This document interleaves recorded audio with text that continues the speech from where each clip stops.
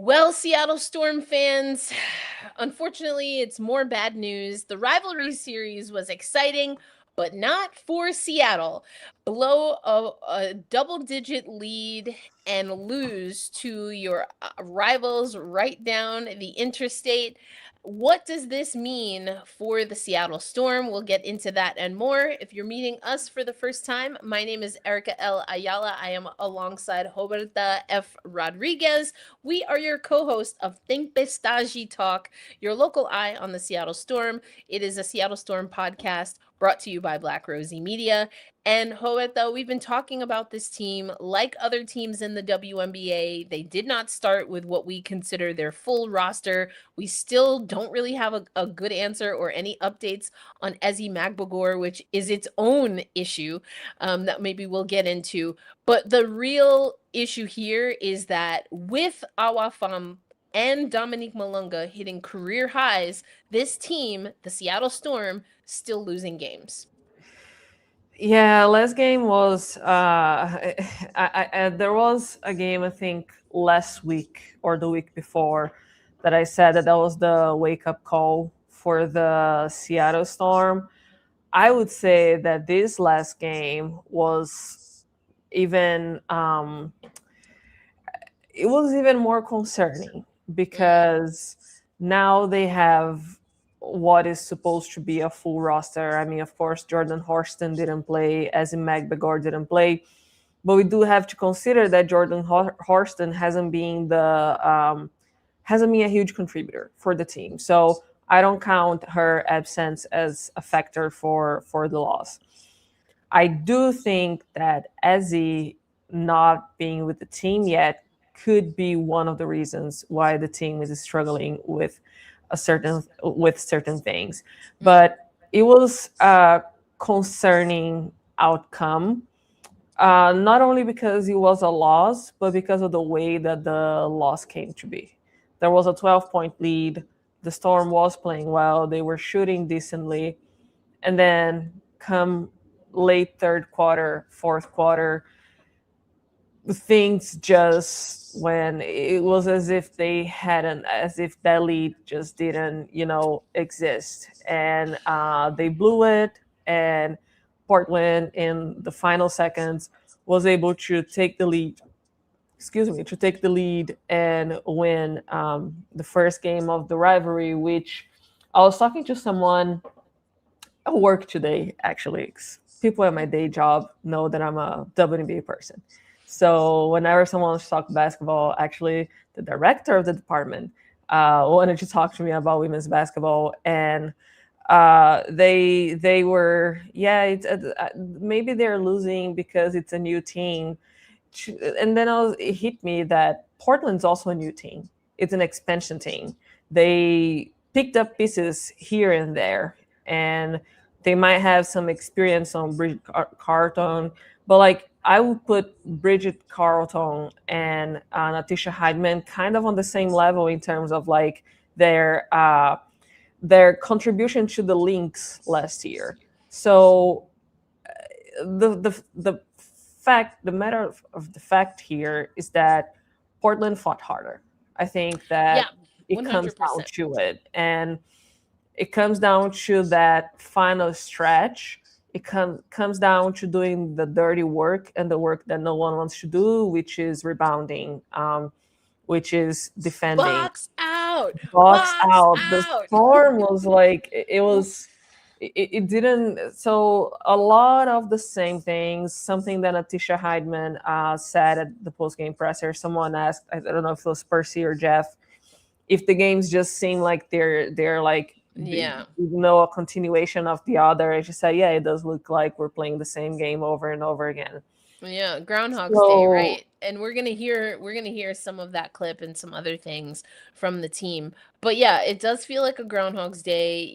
We're seeing in the chat Tammy saying, I was okay with the first couple of losses, but last night was exactly. unacceptable. No excuses. PDX, aka Portland, just wanted it more, and that's what you were saying too, Roberta. Yeah, that was a winnable game. That was a One winnable hundred game, percent.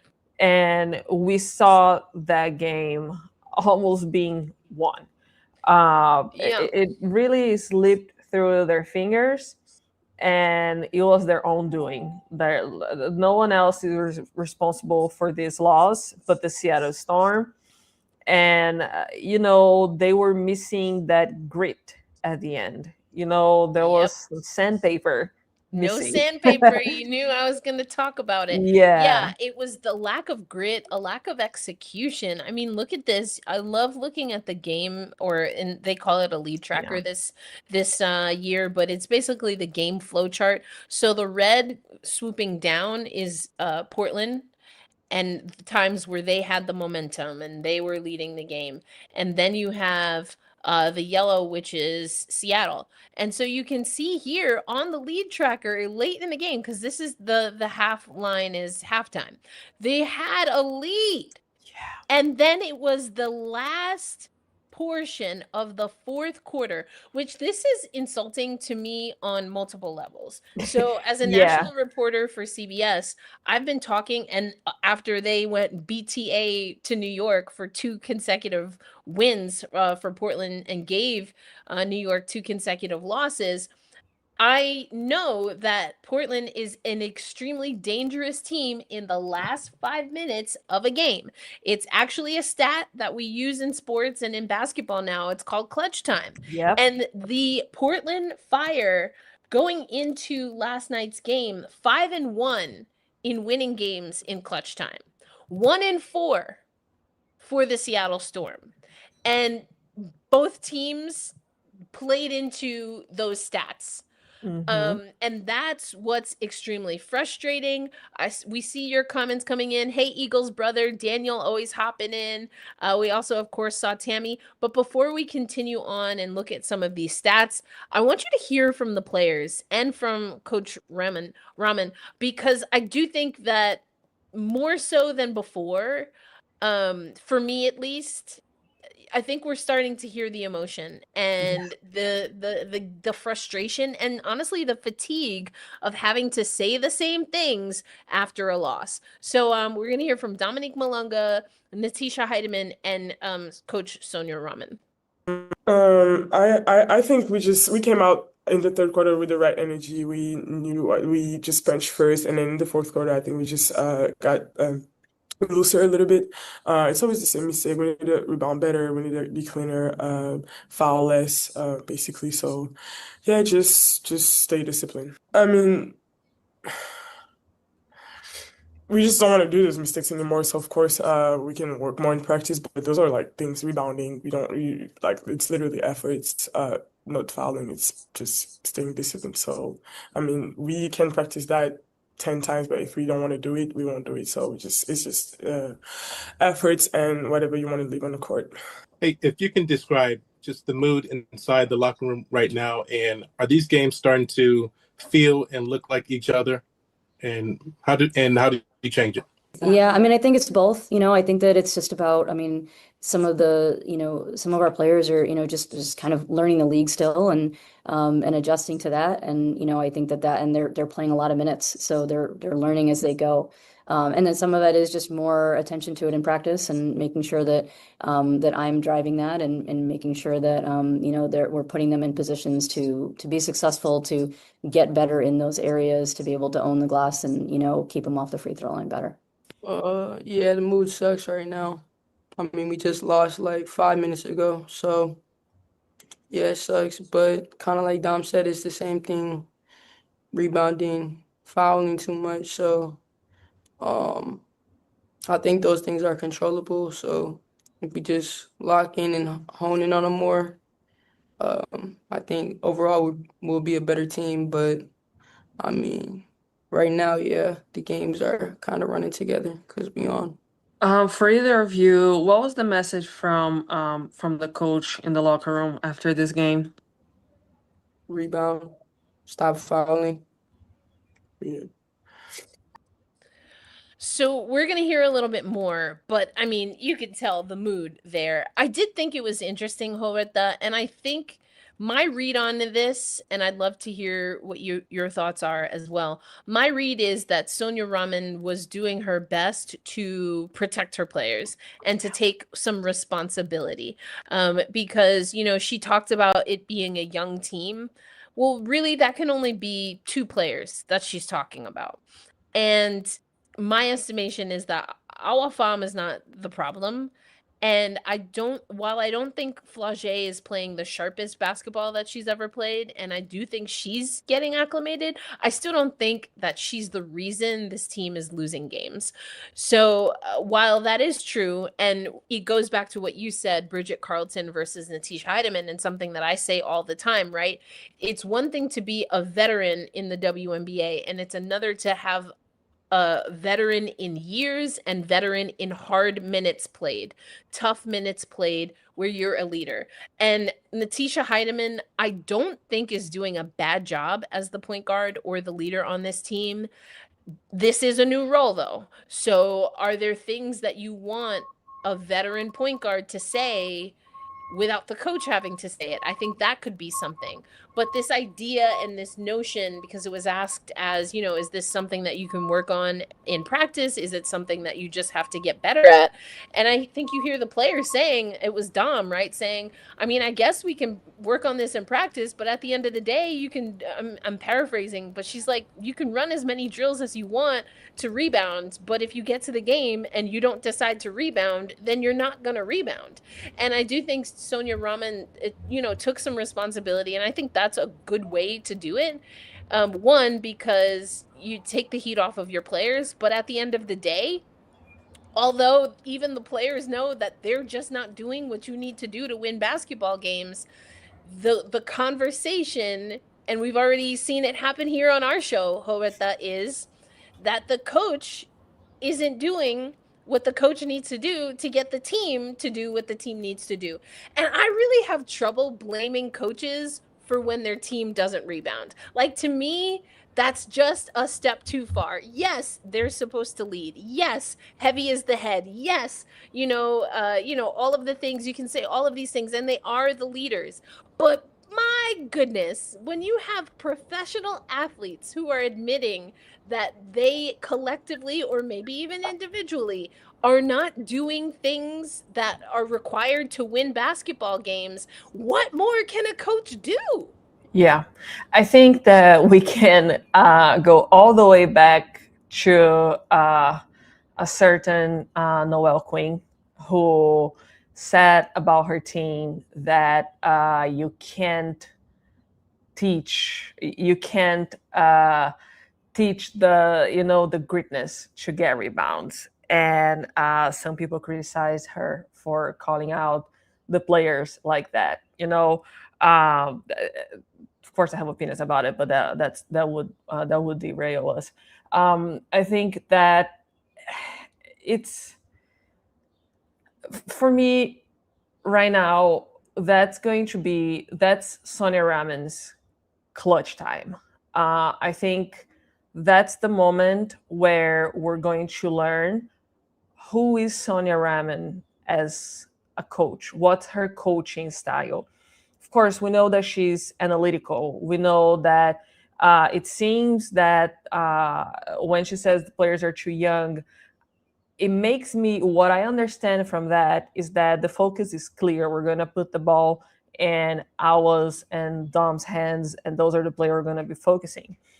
But right now, I think handling the locker room and the emotions, because there is a lot of frustration. The players are not ashamed to display their frustration. I think that yesterday, both Dom and Natisha Hiedeman were transparent, and honestly, I admire that. I think that being able to show their emotion and fully express what they're feeling makes things more clear for them, and it helps. And I prefer it like this. So I think that we're going to learn what Sonia Raman is. So she coached with Sandy Brondello. We know Sandy Brondello is not a soft coach. We know that she's gonna call the F out of her players in the locker room, individually and publicly. We know that Becky Hammond, she left the huddle because she was pissed at her players. We saw, we saw Jose Fernandez on his second or third games saying there's selfishness in the locker room. We did not see that from Sonia Raman yet. We saw her take responsibility. We saw her, again, protecting the players. I think that for Sonia Raman, we're going to see that. And also it's going to be when she's going to learn what her players need, because this is a roster. And I think that with the roster we had last year, I think they responded to a little more like rough, we know that Skylar is someone who expresses herself like that. Tough love, yeah. Tough love. So I don't know what this. Let's not talk about Sherry Reeve. I was waiting. I was like, you didn't mention the crash out queen yet. Yeah. So what is Sonia Raman going to do? Say right now, I think this is the coach's moment. I think that for the on the court thing, on the court aspect of things, I think that the players are lacking. That's my perspective. Now I think that it's on the ball is on Sonia's court. She needs to. We're going to see how she's going to handle the situation and how she's going to help players, pick their heads up and do better. Yeah, and we have some clips. The rest of the clips will be from Coach Raman, because you asked a question, and I mean, I think it's getting a feel for what she's feeling, because yes, there are the crash out coaches, and that's what they're known for. Sandy Brondello is probably middle of the road. She'll crash out mostly privately, and even that's not very often, but she will crash out. She has a very positive disposition for the most part when she's speaking to media. And then there are other coaches that really like to stay in the positivity. I mean, there's a coach that didn't last very long in Dallas that was criticized for maybe being too positive at times. I think you're right. And for me, I don't know that I think she's being overly positive. I think, again, she was defending her players. I think she's an analytical coach. And an analytical coach is not going to lash out on someone off of emotion. They're going to come with them with analysis, with data, and with questions to get them to do what is necessary. And now what happens when that approach doesn't work, I think, is what you're talking about.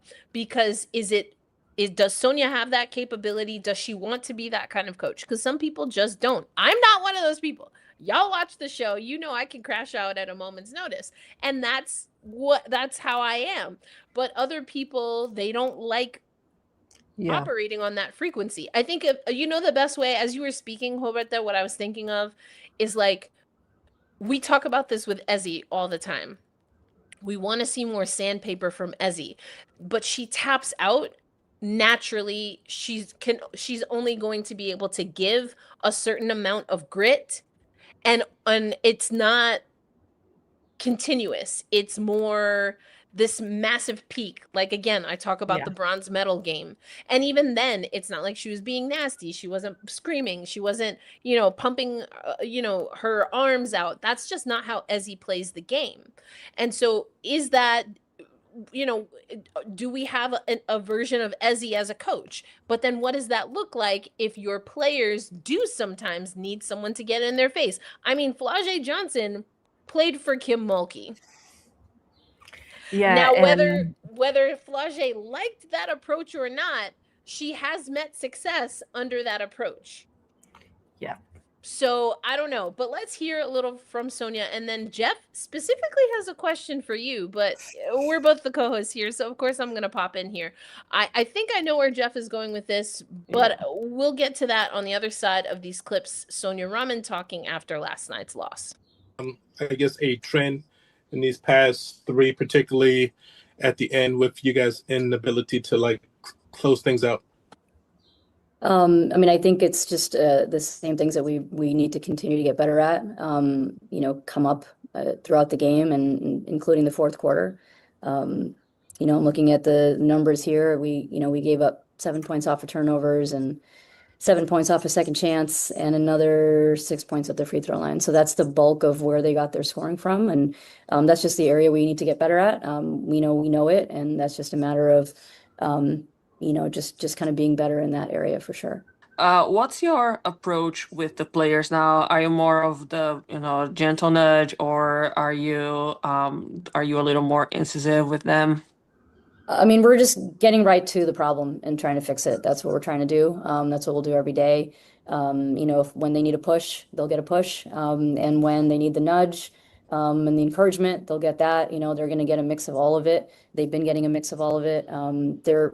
They're a really prideful team. They're working really hard. And, I know that it stings to not be able to close it out tonight and some other games. But I am proud of their focus to growth and to getting better and to putting themselves in these positions where they're able to be in positions to win the game. And obviously we need to do more, right? We need to do whatever % more to get over the top. Hey, Coach, just have to ask, this came up on the broadcast. At the end there, you're up 5 in the final seconds and chose not to foul. Just what is the calculus there? What is the math? Yeah, what was the time on that?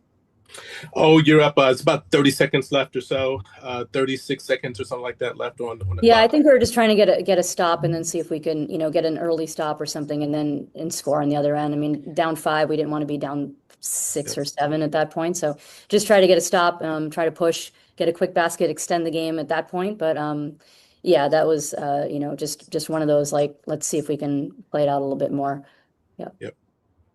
Okay, I want to get to the question that you asked. I think we kind of already have been talking about that, but I want to go to Percy's question because I did watch Elise. I opted to watch the Portland broadcast. If you're in the Slack channel, you probably know why. Anyway, I watched the Portland broadcast, and Percy, I don't know if he was talking about the Seattle broadcast, but certainly on the Portland broadcast, you could hear the announcers very surprised that Seattle wasn't fouling, but also on the Portland broadcast, what they noted is that they didn't even pressure the ball.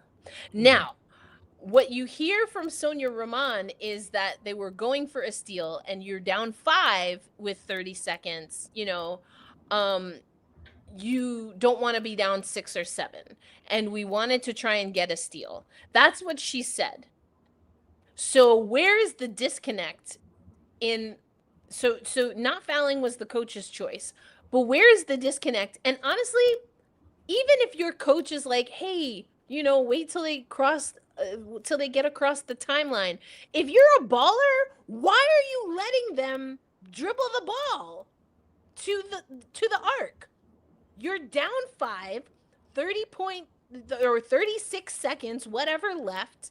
Pressure the inbounds, pressure the ball. And that didn't happen. So was that a miscommunication between the coaching staff and the players? Was that the players not understanding what the coaching staff wanted? Was that the players perhaps understanding what the coaching staff wanted, but not doing it? Because here's another thing that I want to say, Roberta, which makes me think that, again, this is the players just not having the juice, not having the mental fortitude and focus to execute the game plan. Portland was keeping closer in this game than I think they had business to do. Mm-hmm. The Seattle Storm were shooting pretty well at stretches. Again, if we go to this game flow chart, especially in the second half, Portland kept up with the team. You can see it kind of fluctuates in the second quarter here, where it's Seattle, then it's Portland, then it's Seattle. That fluctuated. But they had an opportunity to close out the game. You can see here, biggest lead was 12, and they didn't execute late in the game as far as in the second half, and they didn't execute late into the game within that 36 seconds. To me, this really is a team, and maybe you say it's because, well, they're on an 8-game losing streak. Maybe it's because you say, oh, well, they've got 2 rookies starting.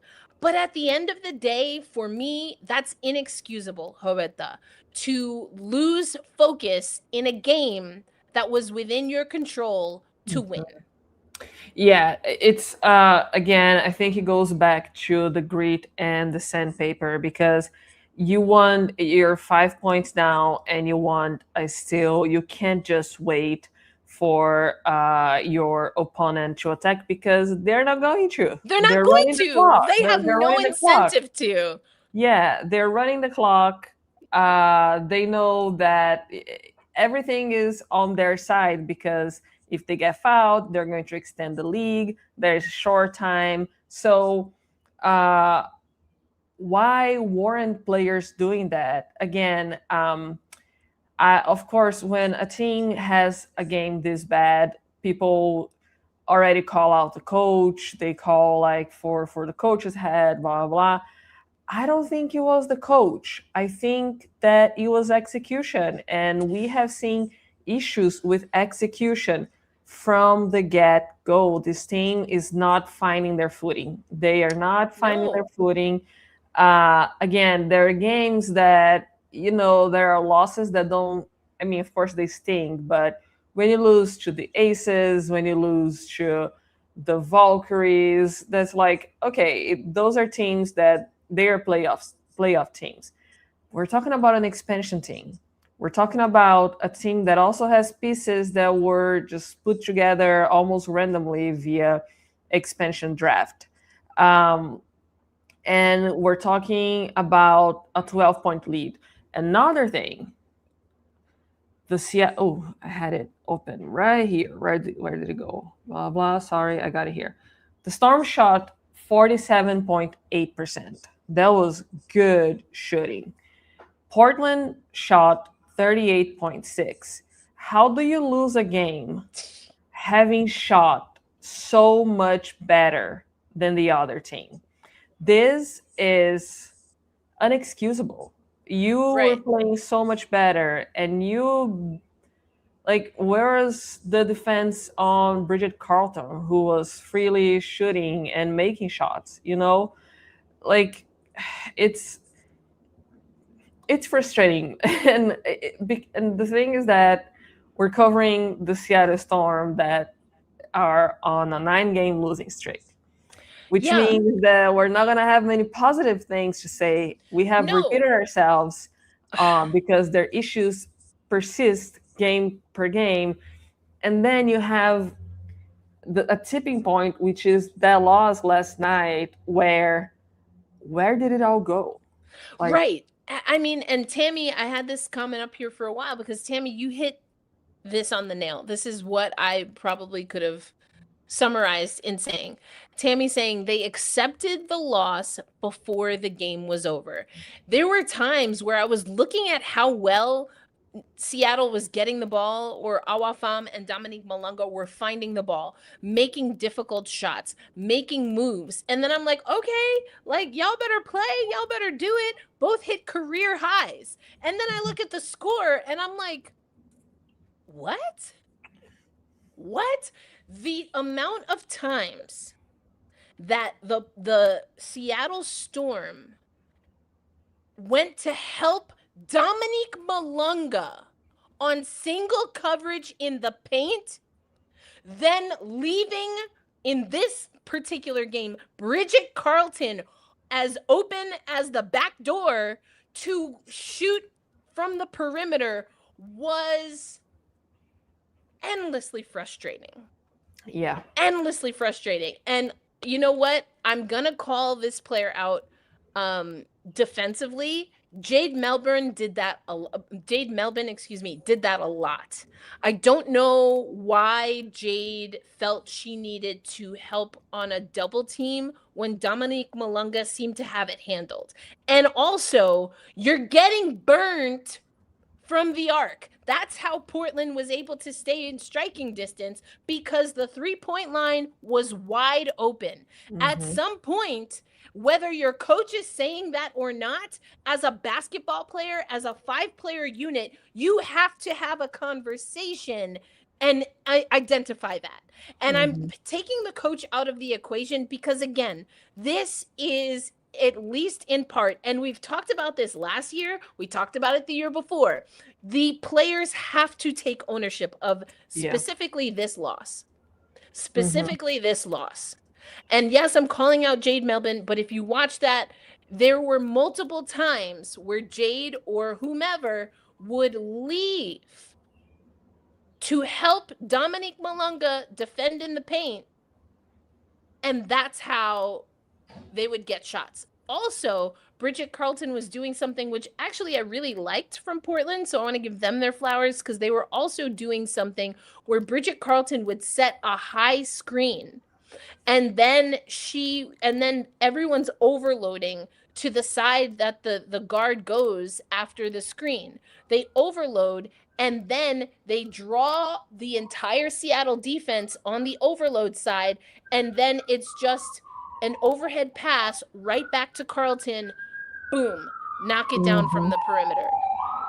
So not only did Seattle make mistakes in this game, my read on some of those set plays from Portland is that Portland knew that Seattle was going to overhelp and that they were going to make those mistakes.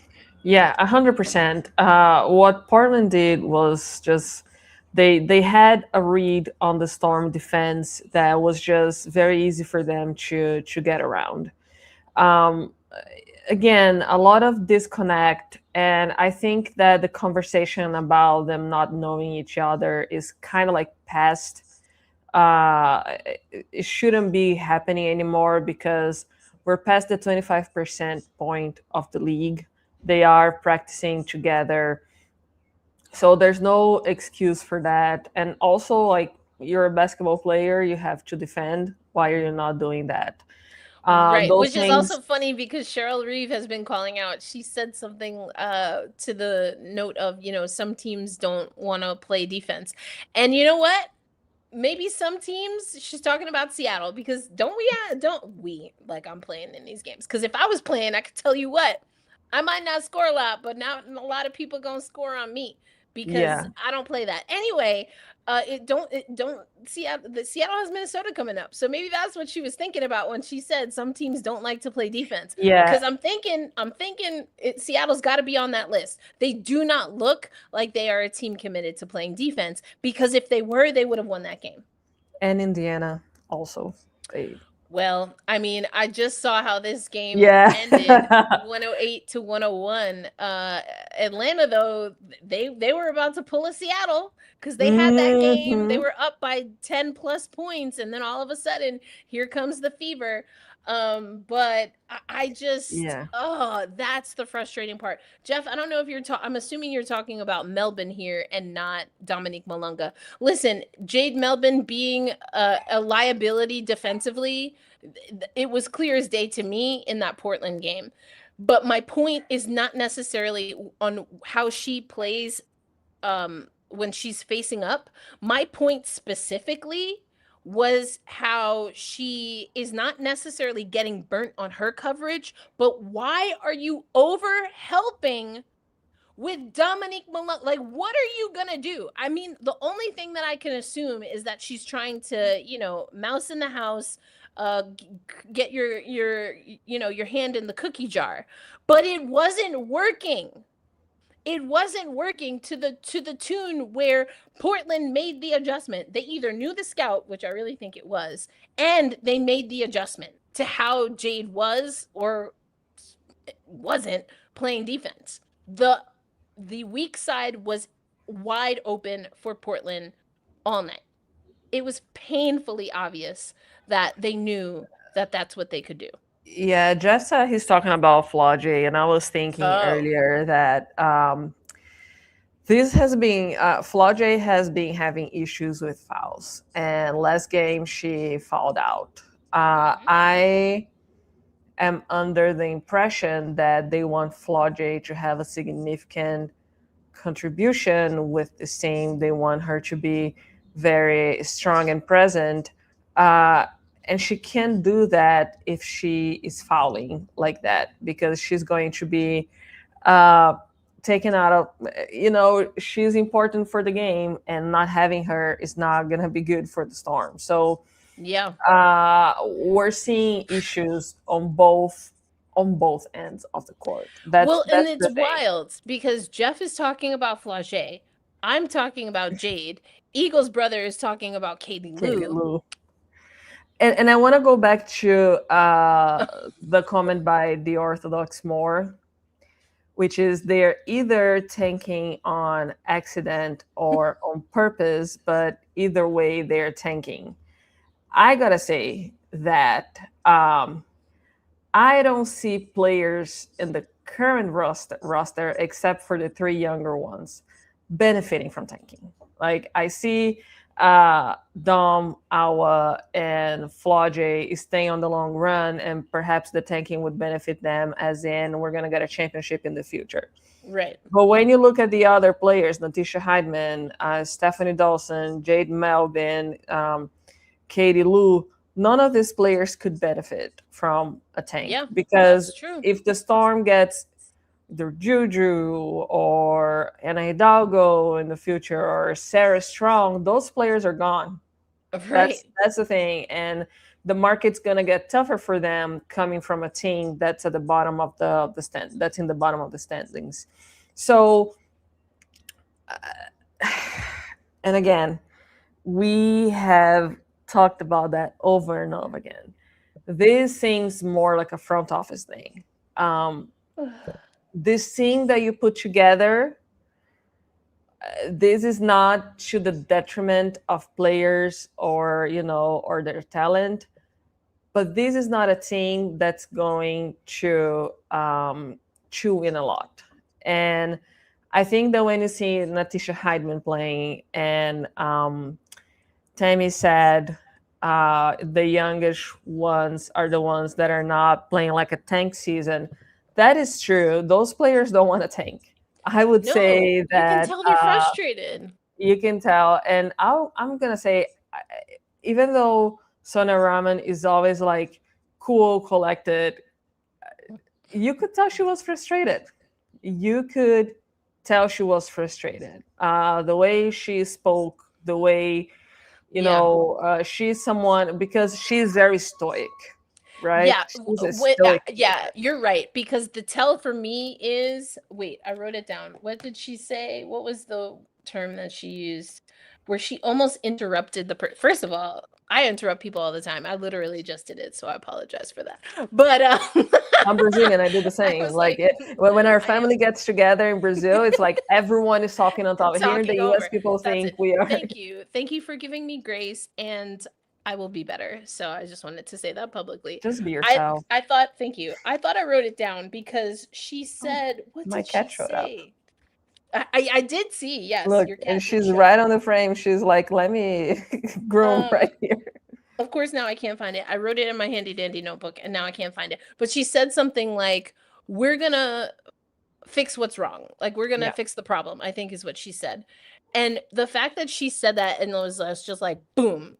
You could tell, as much as it was a tell for Sonia, she didn't like the question. She didn't want to answer the question, and she was trying to answer it as succinctly as possible. And that's not even the root. Like, I mean, when we have Jose going off on people, she's not rude by any stretch, but it's rude based on her demeanor, right? And her standard. I was like, oh yeah, she's mad too. She's like, we're gonna fix the problem. Like, that's basically what I heard. Was that the question that I asked? Which was like, we're gonna go straight into the problem. I think so. Yeah, I Yeah, think so. yeah. And it's a valid question, but I could tell that she didn't want to. And again, just because she showed frustration doesn't invalidate the question or the Oh analysis. no, not even I worried think about she that. just is like, No, because it's a story. She is a Right. brand new coach. yeah, We don't know what is her approach to the situation, especially with a team that's not meant to be winning that much. So I think this is a big story, especially when you think about longevity, coaching longevity in the league. We know that it's very longevity is not a thing that coaches that don't win experience in this league. That it is really cool. I really like Thank this. you. I really like Oh it. yeah, it's when when I pick the So curls out, I try to But yeah, anyway, especially when this team is coming from a coach that was there for such a long time and was starting to get like the hang of the locker room. So I really think that right now the story is on Sonia Raman and how she is going to pick up this team. That's like Parker's moment. So, and yes, it did not seem like she wanted to answer that. It did not seem like, but again, that is a head coach job in the big league. yeah, That is 100%. what she has been given a lot of grace. You don't see a first year in Jose Fernandez getting that much grace. You don't even see the veteran coaches getting that much grace. And Right. again, when we talk about Storm coaches and players getting a lot of grace, love my media peers, right? But we know that maybe there's too much grace being given. The hard questions, the tough, not the hard or the tough, the uncomfortable questions Right. need to be asked. 100%. I mean, every single press conference, there's inevitably a question that is framed in a way where it's like, I don't even want to say the exact phrase, but it's the same phrase every time out, because that would be maybe too judgmental of the person, and that's not really the point that I'm trying to make. But it's like there's always a silver lining question that's asked. And And- again, I'm not saying And right, like I think we're gonna say the same thing. I get it. It makes it easier for us when we can ask someone to focus on a positive. And sometimes that's the story. But you know when it's probably not, Roberta? When you're in a 9-game losing streak. and when you have a 12-point lead, you shot better than the other team and you lose. And again, I don't want anyone to take it the wrong way. I think all of the media members here are very competent and they're really good. But in that sense, and I think that's why sometimes I'm seeing as like the problem, or because the hard questions have to be asked. And when we're talking about the story of a team, the matter of the fact is that the story of the Seattle Storm this year is not a positive one. This is where I'm making fun of myself now. I was like, not me basically saying I think people are too Pollyanna while also about to potentially dangerously walk into Pollyanna territory. I think it's extremely frustrating. I think it's also what was expected this year. And as we've said before on this program, it's what was missing from the last 2 seasons at least, which is clarity, mission alignment. Realistically, this team is, the way they're saying it, Roberta, and you can please correct me if you think I'm wrong, but what the message from the team is that this is a part of a new era and they're in year one of a multi-year process. Whether that's exactly how they're saying it, because I don't think anyone has explicitly said exactly what I said, but that's what they're saying. But also, we don't hear much from them. There's also that is also aspect. true, We... including someone asked, and I started because it was also the last question that was asked, or maybe I didn't. Well, the last question that was asked in our last stream, and one of the questions that we got was about Ezi Magbegor and what's going on with Ezi, and if she's not coming back, then when are we going to know? We don't know. We don't know. And even like I was telling Erica, I reached out to the Storm PR myself to, hey, it's been past 8 weeks. What is the update? What's going on? There's nothing. So I'm sorry, but you leave room for, I forgot the word in English, for like guessing. You leave room for speculation. You leave room for speculation. When you don't answer, when you don't respond, when you don't provide clarity about your star highest paid $1 million player, when you don't make your GM available more than once a year with free agency press conference, like. What, and again, we're seeing repeated patterns, and let me see. And while you're looking for that, the thing that I want to say, I think you're looking for a comment. What I want to say is less comment. What I want to say is, and I'm gonna have to pull the footage here. I'm almost certain, Roberta, that when we were talking about the Ezi contract, and I was more on the critical side, I said something to the effect, because one of the worst case scenarios could be that they sign Ezi, they give her a franchise tag effectively, and she's not able to play. And that's what's happening. Yeah. I'm almost positive we talked about this leading up to the season, and now we're here. And you're right. There's a lack of communication. It's not, let's just state the facts, right? Before we get into analysis and perhaps feelings. We were told Ezi Magbegor signed I keep saying franchise player. What is it called in the WNBA? I don't know why it's just a core tag. Thank you. She was given a core designation. She accepted the core designation. Then she was announced leading into the first days of training camp that she was with injury, and that it would be a 6 to 8 weeks words are hard for me right now. In 6 to 8 weeks, she would be reevaluated. So once we get to that 6 week, the 6 week mark, you should expect people to ask about the timeline. And once we pass the 8 week mark, there's no reason that you should expect reasonably people to not ask the question multiple times until an answer is given. Yeah, I'm gonna keep asking until we're at the 8 week mark. We're past the 8. That's what I'm saying. Yeah, we're beyond. Yeah. And there's been no update. If the update, because the 6 to 8 weeks is the next evaluation. Every team does this. Sabrina Ionescu, when she was injured, they said she will be reevaluated in 2 weeks. When Kelsey Plum had her ankle injury, she will be reevaluated in this amount of time.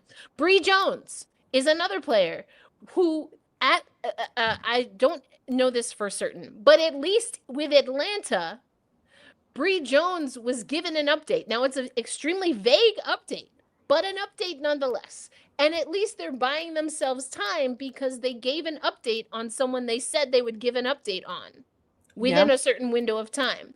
We have not been given an update. We've asked, the collective we of Seattle Storm media has asked.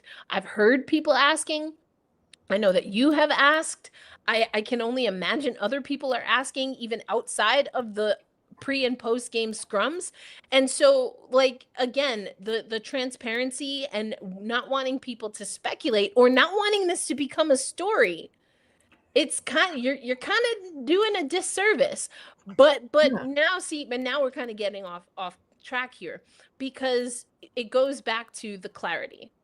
The clarity for me is better in the sense that nobody, or at least the communication, is very different than what we were hearing the last 2 seasons, which was championship window, win now, have all of the pieces, we're going to compete. And they didn't. We're not hearing those same things. We have not heard those same things this year, Roberta, and nor do I think we should. Again, it goes back to Sonia Raman. One of her assets that I see is that she is someone who is going to assess and evaluate situations. And that's what this season is really about. Now, that makes it endlessly frustrating for some of the players, just naturally. If you're working things out, you're in the experimental phase, right? If we use the scientific method, you're in the experiment phase. That means you're going to fail. You're going to make mistakes. You're going to have to repeat things until you get it right. That's the nature of it. And you know what is really difficult when you're trying to work through the scientific method is if you keep forgetting a step. And then you wonder why your experiment fails. It's because you forgot to clean the beaker. It's because you forgot to turn on the Bunsen burner or to heat the Bunsen burner. You forgot to mix the solvent. Those are things that are critical to the success of your experiment. And not even that, it gives you information that you need. But if you don't do the most basic things in a scientific experiment, there's no way you can trust or even verify the failures, because you failed to do the basics. Yeah. When you are going through an evaluation scientific process, you do expect to find failures, right? That's why it takes years to find cure for things. But there is progress in the process, and there is you have like small errors are fixed, so you can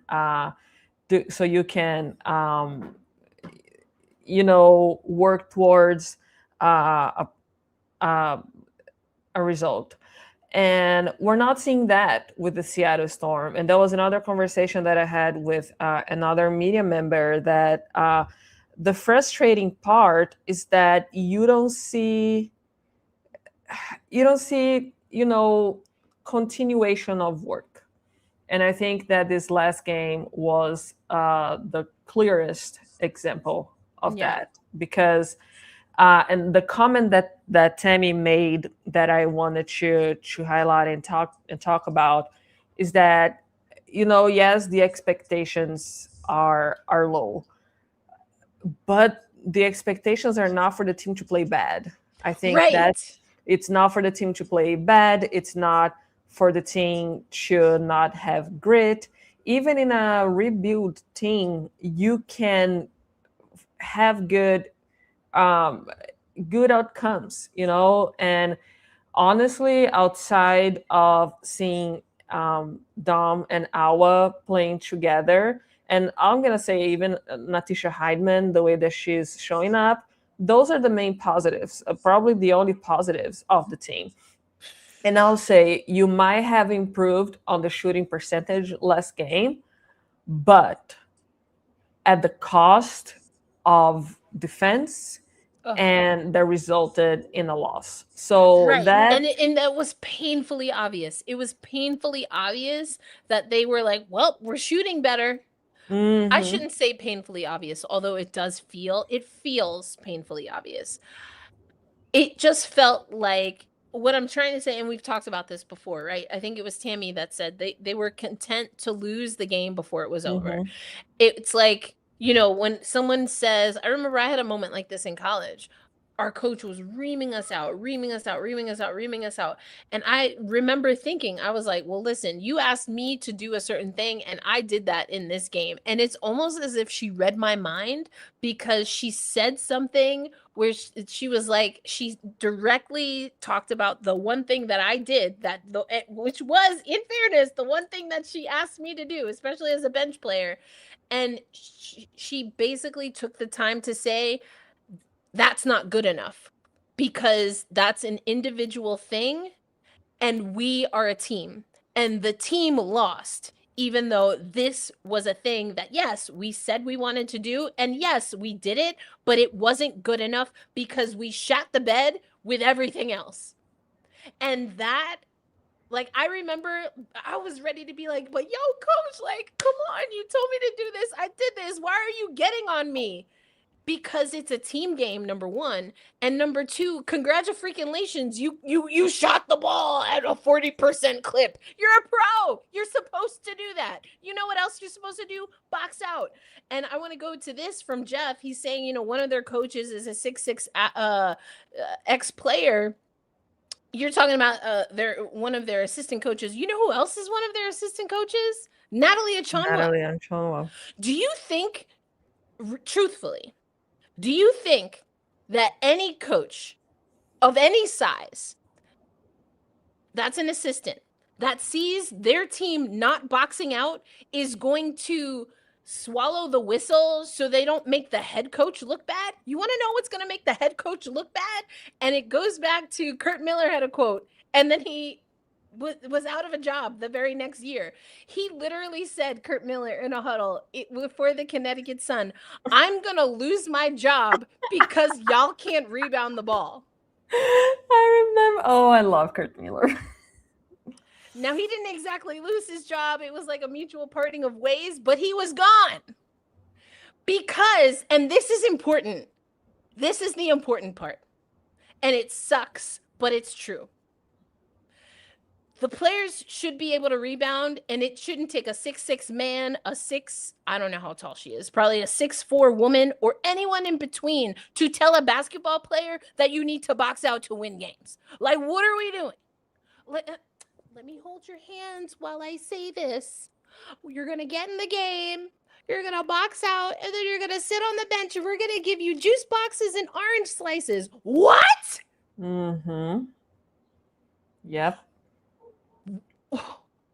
Yeah, and you think post players are not going to say to teams that you need to box out to save face for the head coach? No, they all look bad. You all look bad. Literally, all of you look bad when players don't box out. And the truth of the matter is, because even though the coaches physically cannot make someone box out if they don't want to, which is what Dominique Malonga said in the postgame, they cannot physically make them do something that they don't want to, cannot, or will not do. That's what Dom said. Yeah. But you know what's also true, Roberta, is that the coaches will 100% be to blame. And it's justifiable, because a coach's job at the end of the day is to motivate the players, is to put the players in the best position, is to play the players that are going to do the things that need to get done, and not play the players that aren't, or play the players, because paying the players is the GM, which is a whole nother conversation, but rinse, wash, repeat. Anyway, the coach is going to be held liable for those things, even though even the players know that they're the ones who are mucking it up right now.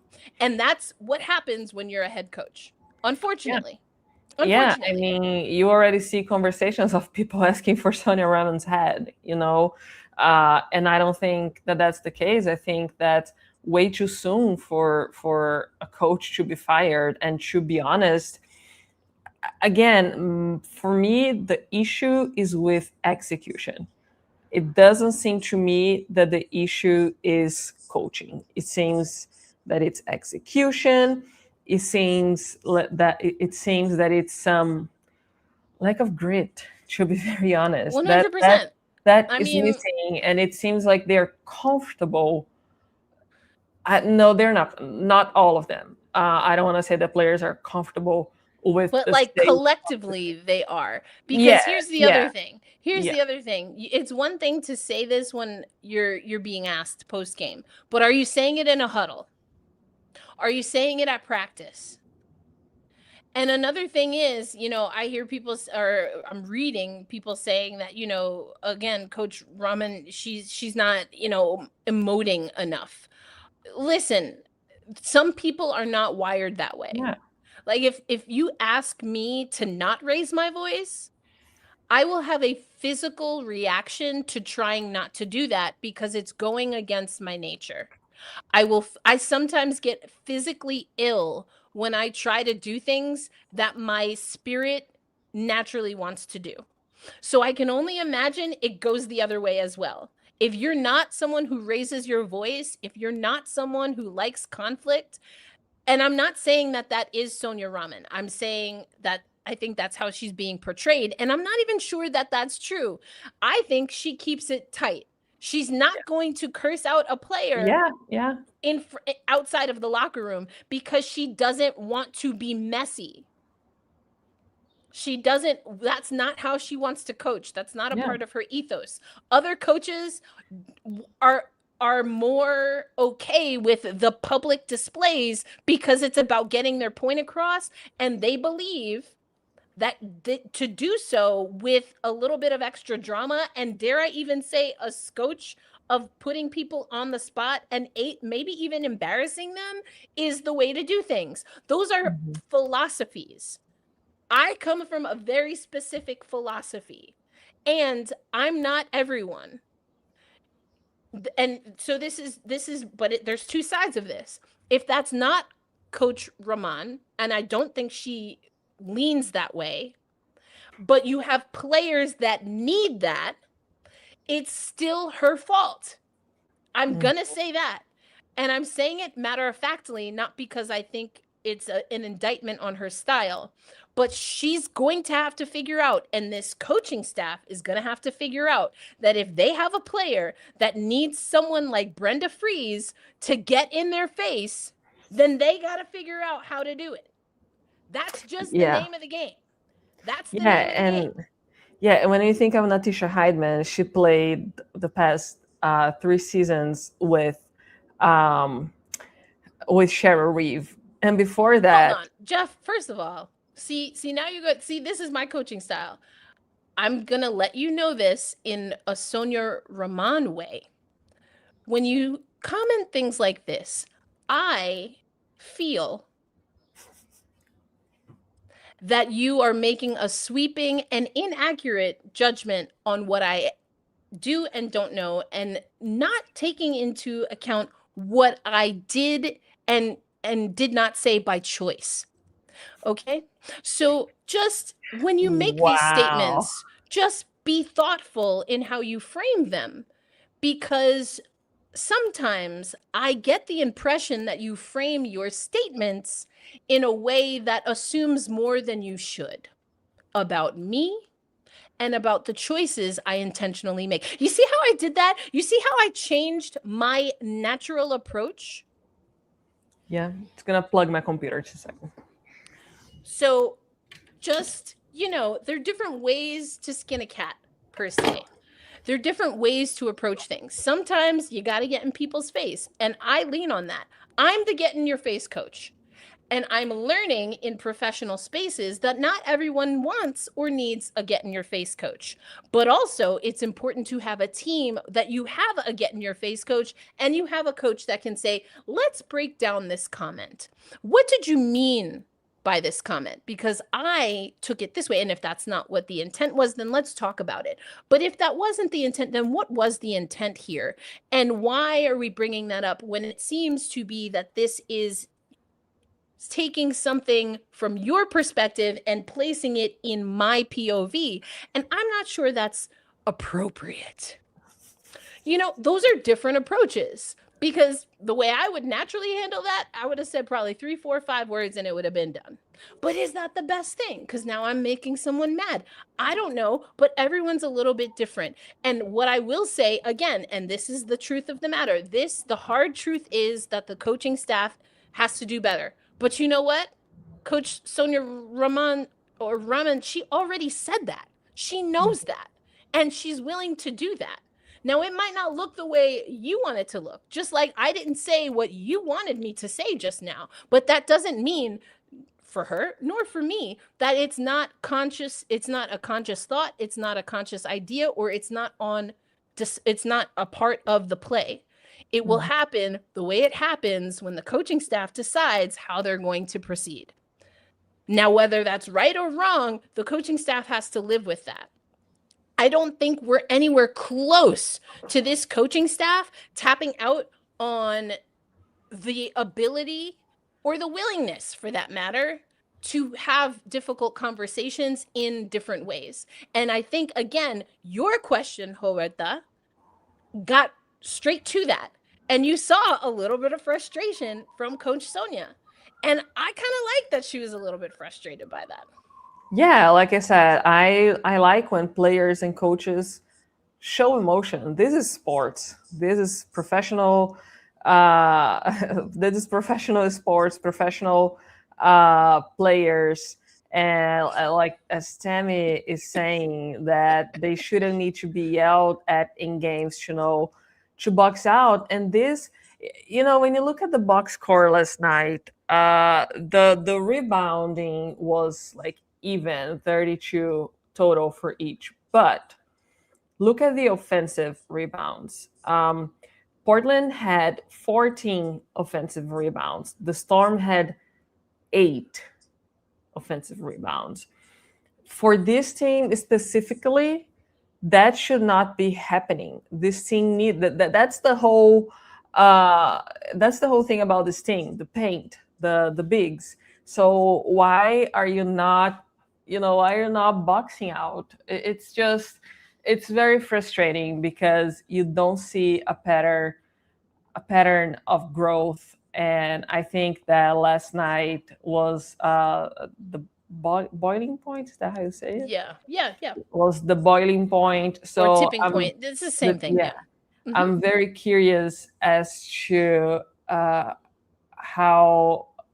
what the next games are going to look like. I mean, the Storm plays the Mercury next. That should also be a winnable game. So the way that they're going to come off the gate, I think that's going to be very telling of how the conversation is going in the locker room about what needs to be done. Because after that, they have the Dallas Wings, the New York Liberty, and the Atlanta Dream. Those are not games that they should win. You can't make these mistakes. You will get blown out. And listen, Jeff, you're probably right that Flage needs structure, and she plays better with structure. But I would love for you or someone else in the comments to describe, outside of practice, how do you structure in the game flow boxing out? Like, what is it like? On the count of 3, we box out. It's very situational. To box out, you have to have awareness of where the basketball is. You have to have awareness of where the defensive player is. You have to have awareness, if you actually want to grab the rebound, to who else is around you, including your other teammates. You know what? Maybe this is what is needed, which is also ridiculous. Like, if I was a coach, I would be PO'd and I would flip a table if I had to do this. But for the sake of trying to, win games and feel good about myself, or have my team feel good about myself, the only thing I can possibly think of to do what you're asking to do is to say this. If 2 of my players don't touch the basketball trying to get a defensive rebound, just know that I'm going to sit you. Now, here's the thing, because I also heard you calling for timeouts. With the amount of times that this team doesn't box out, Sonia Raman would not have enough timeouts in 3 games, let alone 1. And also trying to, if it's a close game, stop the clock. And also, if one of her players is in foul trouble, get them out of the game. And also, if she wants to, have a play be looked at for a challenge, how many magical timeouts do you get to say something as simple as box out? You want a coach to waste timeouts to remind her professional basketball team to box out? I mean, I just want to, is that what you're asking? Is that what you're asking her to do? And if she doesn't do that, then she's going to lose her job. Like, did I understand that correctly? Did I get it? Did I get it? I love because how if I did, I don't get it.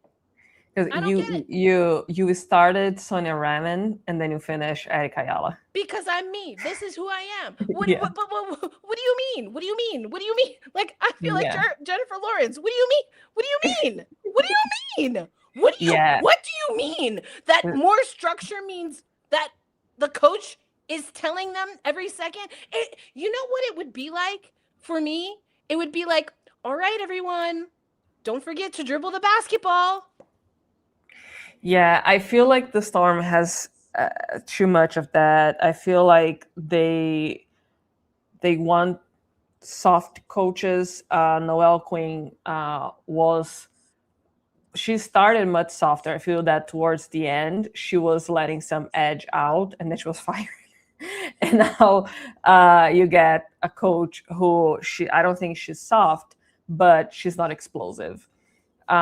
So again, I think that we are once again getting to how are the decisions being made? What, they are saying one thing. So for example, they knew Ezzy was hurt, right? They offered her the contract expecting and sending the message that she would be the leader of the team. Now, Natisha Hiedeman is the deemed leader of the team. Oh my gosh. We saw that happen when Breanna Stewart left the team. I knew you were going to say that. That's why I started because I'm laughing because it hurts so much. 2023, Jewel Lloyd was not supposed to be the leader of the team. It was supposed to be Breanna Stewart, but Breanna Stewart left for New York. This year, Ezzy was supposed to be the leader of the team. Now, Ezzy's hurt, and they say that she's leading from, on player side thing, but Natisha Hiedeman has been the leader of the team. Mm-hmm. But the thing that gets me the most is they knew Ezzy would be on the sidelines, and you're putting and not defending Natisha Hiedeman by any means, but you're putting Natisha Hiedeman in such, you're putting her as the leader when the team is in its worst situation possible. How is that setting up a player to succeed? And this is a conversation that, I'm not trying to make a narrative. I'm not trying to make my point valid. I am a very analytical person. I am a Virgo, okay? I am a Virgo. And I am very analytical. And we're seeing patterns, when we were talking about scientific experiments, and we're seeing them repeat patterns of errors that lead to the same result that is not a positive one. So what is it going to take? It's going to be another coach? Is it, other players who, the situation with Ezzy, because I don't think Ezzy has anything to do with that, because they knew the situation when she was scored. They knew it. And the fact that they, as much as I think it was the right decision, that it was good of them to let Dominique Malonga rest, at some point it was too long, right? And then people started pushing, people started pressing, and they played Dominique Malonga. Now, do we need to push and press for them to give us an update from it? It shouldn't be like our jobs as reporters shouldn't be us being the annoying guys, you know. I do that a lot. Like someone talked about talking to the coaches. I talked to the refs.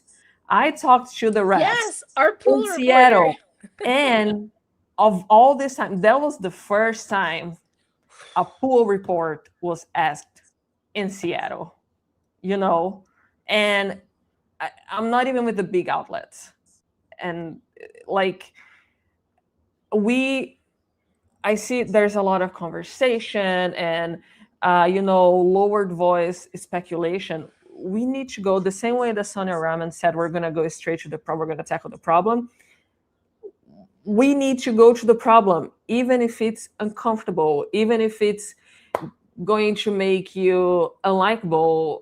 Like, how can we cover a team fairly if we don't have enough information? Again, you leave room for speculation. And I feel like the Storm did that with the Jewel Lloyd situation by not speaking up in time when Noelle Quinn was under fire and people were saying horrible things about her. They didn't say anything. And now we're not having updates on Ezzy. The Dominique Malonga situation, they just kept extending. I'm sorry, you are leaving room for speculation. And as media, we're going to talk to sources and we're going to go after, and you're probably not going to like what we're going to report. Well, because now the lack of information becomes its own story. That's the thing, yeah. Because if you tell us 6 to 8 weeks, it's beyond the 8 weeks. And that's when the player is going to be evaluated. Not when she's going to return, not when she's going to be 100% game fit. It was an evaluation. So did she get reevaluated after the 6 to 8 week period? That's a valid question. If that question is being asked and not answered, then why? Now that's the biggest question. Yeah. And to your point, if the team isn't going to answer that, then you are going to look to see if there's a there, as they say in the business. Because now is it that she was evaluated and it's bad news? Was she evaluated and, her status should actually not be that it's an injury, but that it's an illness? Or is it a personal matter? Or is it something that sometimes I'll put this because I'm wearing my Kraken zip up today. But sometimes what we see in hockey is that players, especially around the trade deadline, will not be made available and will not dress for games because the team knows they're about to trade them. And they don't want someone that they're about to trade to get injured right before the trade, because then that would likely not make the trade viable. So, I mean, there are so many ways to take this when there is not enough information. And our job as journalists is to try and eliminate the speculation and the variables. So that's our scientific method. It's asking questions to see if we can eliminate things that are the root and perhaps narrow down what could be the reason that after the 6 to 8 week period, we did not get an update on whether Ezzy Magbegor has been reevaluated. So, I mean, there's so many things here. We really did stick on the negative, but again, it's a 9-game losing streak. These are things, as Tammy said, that they keep trying the same thing and getting the same results and can't figure out why nothing changes. And I think you could say this, Tammy, for the front office. You could say that for this team and how they build the team, because we're seeing some of the same challenges. I think, Roberta, you saying that it seems like they go for a certain coaching style, and then if that coach starts getting a little more sandpaper because that's what's required to win, then that becomes a problem. That's really intriguing and interesting, and I think we need to break that specific thing down, because if you look at the predecessors for Sonia Raman, right, I think there's a lot to be said about how the coaches were approached.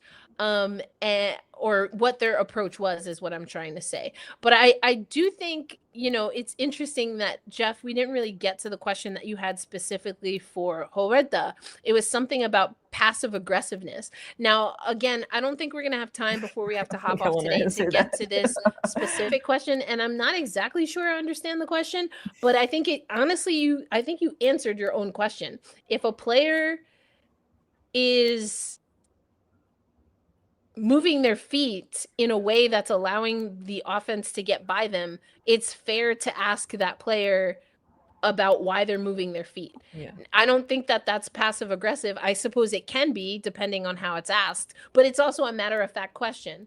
Why are you jumping every time someone shoots the ball? Yeah.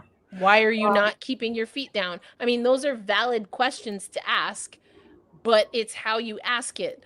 As far as, I think you were also asking if that's a question that you would ask the coaching staff. I would reframe that if you, again, I'm going to take this one. I'm going to take executive, privilege here and take this question. I think how you ask that question is interesting, but also, why are you asking that question? What's the real reason that you're asking that question? Because to me, it sounds like the question is more about the defensive prowess of the player and not necessarily a technical skill. Like a technical skill, I would say, and maybe you feel differently, Roberta, when we ask about technical skills, that's usually because we've witnessed a practice, we've witnessed something in a game, and or we have heard consistently and been asking consistently a player or a coach about a specific aspect of the game. To ask a technical question like cold, I think is, you can ask it, you can ask whatever you want.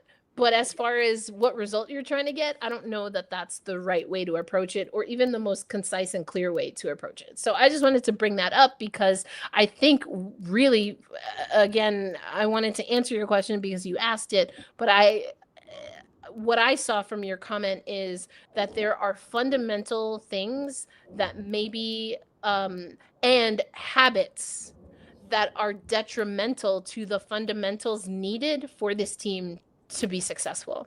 That's what I think. And so if you've been doing something your whole career and maybe it wasn't corrected, or you were good enough that you didn't need to correct it, when you get to a level where now you can't survive until you go back to the basics, are you mad because someone's asking you to go back to the basics, or are you mad because your game, unless you change it, has hit a plateau?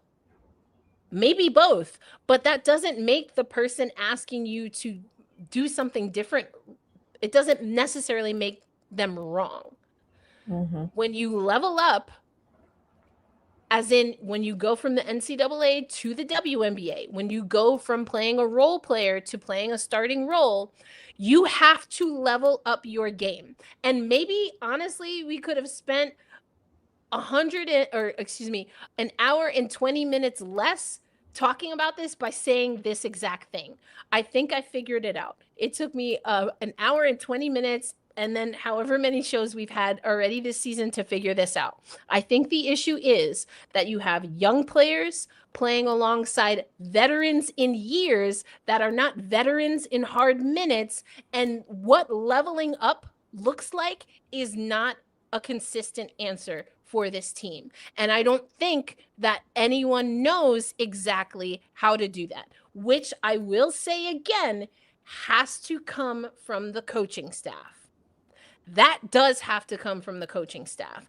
But if you think that your game and how you played your game up until now is good enough, and then you're finding out that maybe it's not, that's not easy. But it is required to level up. And so if players aren't doing what they're being asked to do because of pride, that's also a problem. Yeah, it is a problem. And that's something that the team is going to have to figure out. And low expectations for wins don't mean low expectation for basketball. I think one thing Chef's kiss. You nailed it. is different from the other. And you nailed it. what we saw yesterday was not was not good. And I'll be honest with you, it was a negative episode of this podcast. But that's because it's been a negative season. And we can't just we can't just be talking about the positives, getting to the root of the problem, discussing things. And I say that because in Black Rose Media, we do that with everything. We're not afraid of getting there or getting to the discomfort. Eric and I disagree all the time. Because we don't mind the discomfort. It's part of conversation. It's part of getting 2 points. And talking about the Ezzy thing, I reported in the offseason that there was an interest in terms of a trade for Ezzy. There was an interest, of her playing somewhere else. So, I mean, yeah, I've said it before, and it kind of goes along with the Orthodox Moor, which I love that name actually. But I really thought she was going to explore free agency based on what she told us in exit interviews. And I think that knowing what I know about Sandy, knowing what I know about Ezzy, that just seemed like a really good fit for Ezzy's sake. And for her to do what I just said, perhaps some of the other Seattle, I almost said Kraken, and then I almost said Torrent, what the Seattle Storm players need to do, which is to understand that this is a season for a lot of them, not all of them, but for a lot of them to really sit with the notion of what you did to get to this point might not be the thing that you need to get through this point and beyond. Yeah. That's not easy, but these are the difficult conversations that you have to have. And I'm not saying that the team isn't having them. I'm not saying that Coach Sonia isn't having them, but you know what else is a thing? And sometimes people say it, you can lead a horse to water, but you can't make them drink. You can tell people that they have to work on this part of the game. You can tell them that, but if they don't accept that first, it's going to be a very tenuous process to get them to execute. Yep. That's it.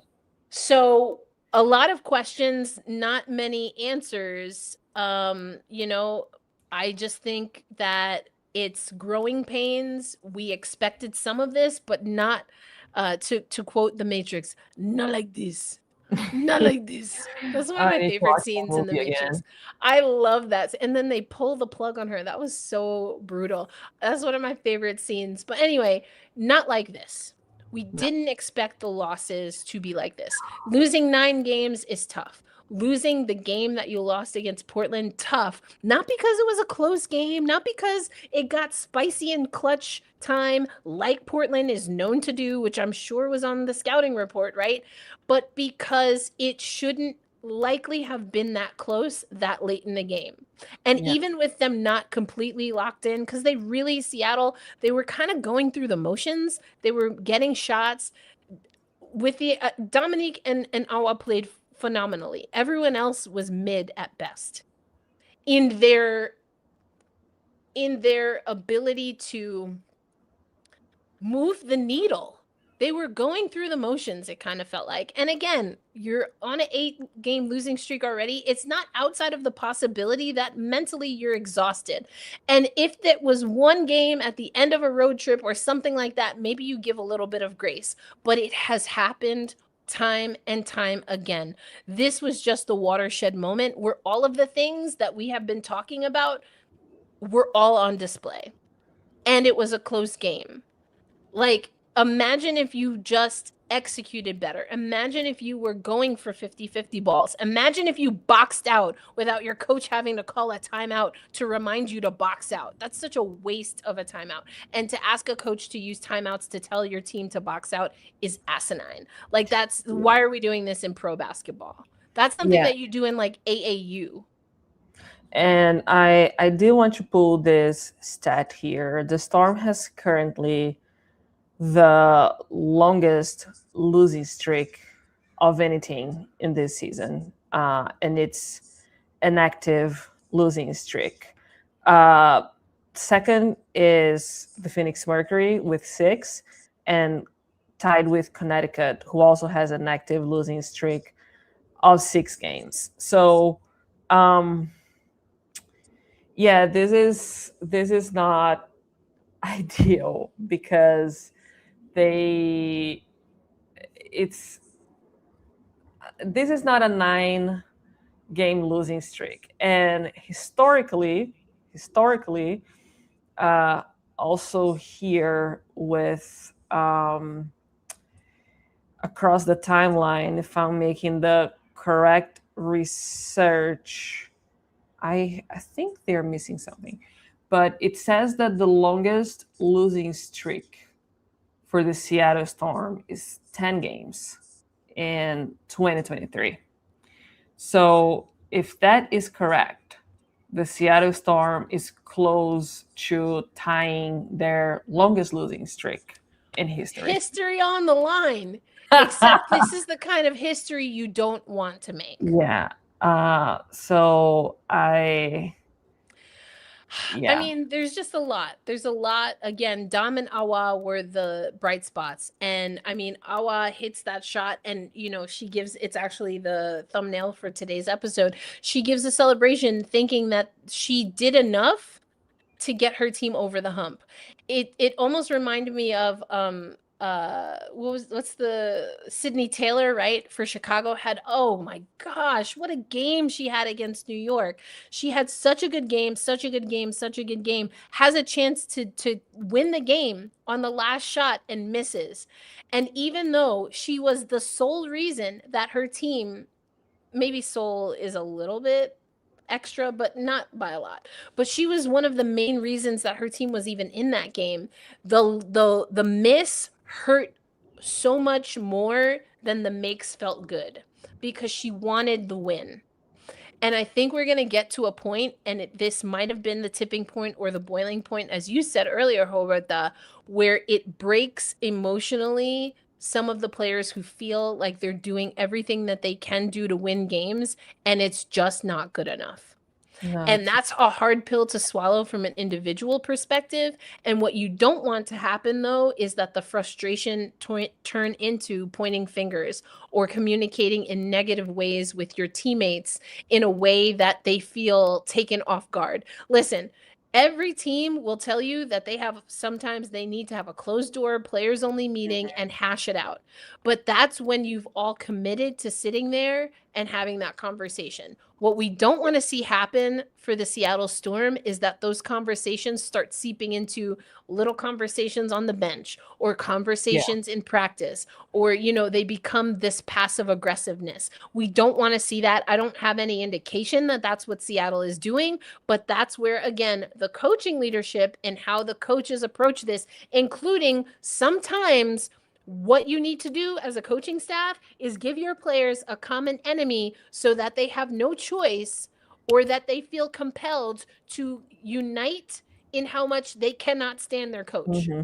Now, that is not the most comfortable thing to do. Not every coach has the disposition to do that. But sometimes you have to do that. There are so many psychological ways to unite teams. And it's going to be interesting to see how Coach Sonia and her staff move on, because unfortunately, that's where it seems like this team needs to move. Because psychologically, mentally, and now maybe even emotionally, there is a disconnect between what they know they should do, what they want to do, how they want to do it, and what's actually being done. Yep, I agree with you. But we have to get out of here. We were like, oh, we're gonna keep it cute to 6 minutes. No, but again, lots of conversation. We always appreciate your comments as well. We had Jeff, of course, here, the Orthodox Moore. Tammy was in the house. We had so many just great comments. We don't always agree. Kamal was also here, Eagle's brother. We don't always agree, but as Roberta said, Roberta and I don't agree. Sometimes I even pull her off the screen. That's more of a little that hasn't happened this season yet. I know, it hasn't happened. It hasn't happened yet. Have to work harder. work harder to get kicked out. Work harder to get a tech. We're gonna start to keep a tally on how many times I pull you off screen.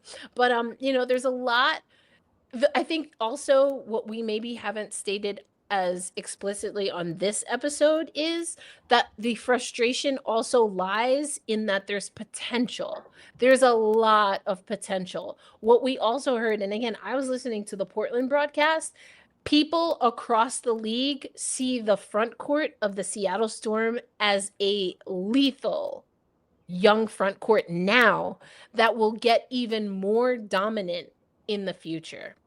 Think Asia Wilson working alongside, they're not in the front court, but working alongside Jackie Young and Chelsea Gray. Think Sabrina Ionescu working alongside Brianna Stewart and Jonquel Jones. You know, think Lauren Jackson and Sue Bird. You know, that's what people see as the potential here. Yeah, and their exactly. versatility is, again, what kept Seattle afloat. And so that's what's also frustrating, is that the promise is on display at the same time as these very real hardships. And so it's hard to reconcile both happening at the same time. But hey, we're excited. We will be back next week, Thursday, same time, 6:30 Pacific time, right here on the Black Rosie Media YouTube channel. And hey, if you're not already a part of our Slack community, you can join the Slack community by subscribing to the Women's Basketball Roundup. You can, even as a free subscription, you will get access to Slack. And we're going to really start engaging with y'all ahead of those shows and after the shows on the topics, because we talk about so much and we have so many things that we want to talk about, but sometimes just the way the chat goes, and it's not a problem. I actually love this. We just get like so deep into certain things. So we want to have these conversations in our Slack community. So we hope that you join us there. Yes, Jeff, I saw that. That was quite the end. Quite the end. Yeah. Awa is Hakeem, Dom is Wemby. That's a crazy duo. Well, here's hoping. You know, and that's a young combo too. And, you know, they had to go through their hurt heart space against the Knicks. But let's see what they do beyond that. But for Roberta Rodriguez, Erica El Ayala, we appreciate y'all hopping on with us, and we will see you next Thursday, same place, same time. Hopefully we have better news. Hopefully. Woo, or else it's going to be a long week for the Seattle Storm. Either way, we will be back to discuss it on Tempestagi Talk, your local eye on the Seattle Storm. Peace out, everybody.